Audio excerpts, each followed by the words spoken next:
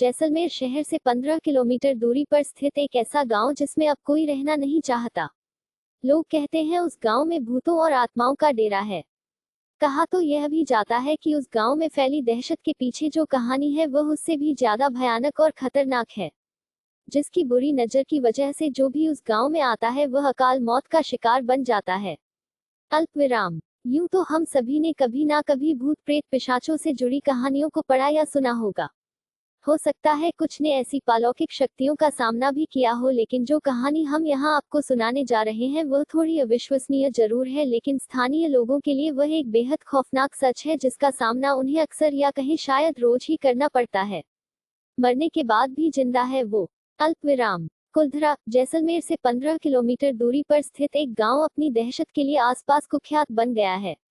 आपको यह बात तो पता ही होगी कि जिन स्थानों को अलौकिक ताकतें अपने कब्जे में ले लेती हैं उन स्थानों पर बसने वाले लोग या तो स्वयं उस स्थान को छोड़कर चले जाते हैं और अगर नहीं जाते तो उन्हें अपनी जान से हाथ धोना पड़ता है। कुलधरा भी ऐसा ही एक गांव है जहां पहले ब्राह्मण समुदाय का वास था। ऐसा माना जाता है कि सन 1825 में इस गांव में रहने वाले पालीवाल ब्राह्मण और आसपास के 84 गांवों के लोग रातों रात अपना घर छोड़कर चले गए थे। सन 1300 से इस गांव में पालीवाल ब्राह्मण की पीढ़ियां रहा करती थी और रक्षाबंधन के एक दिन सभी इस गांव को छोड़कर चले गए। ऐसा माना जाता है इस दिन कुछ ऐसा दर्दनाक घटा था जिसके बाद आज तक भी बहुत से पालीवाल ब्राह्मण रक्षाबंधन का त्योहार नहीं मनाते। अल्प विराम। मौत से छीनकर अपनी जिंदगी दोबारा वापस लाई बड़े पैमाने। अल्प विराम पर हुए इस पलायन के पीछे की कहानी कुछ यह कहती है। अल्प विराम। जैसलमेर के दीवान सलीम सिंह को कुलधरा समेत 84 गांवों के मुखिया की खूबसूरत बेटी से प्यार हो गया था। सलीम सिंह ने गांव के लोगों को यह धमकी दी थी कि अगर उसका विवाह उस लड़की के साथ ना हुआ तो वह करों में और ज्यादा वृद्धि कर देगा।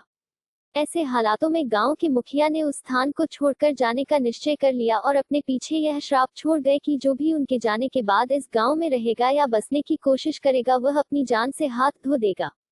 मुखिया और उसकी के जाने के बाद गांव के बहुत से लोग धीरे धीरे करके बीमार पड़ने लगे या फिर अकारण ही मृत्यु के ग्रास बनते गए। इस घटना के बाद कुलधरा और आसपास के 84 गांव के लोगों ने अपना अपना घर छोड़ दिया और तब से लेकर अब तक कोई भी उस गांव में बसने की हिम्मत नहीं जुटा पाया।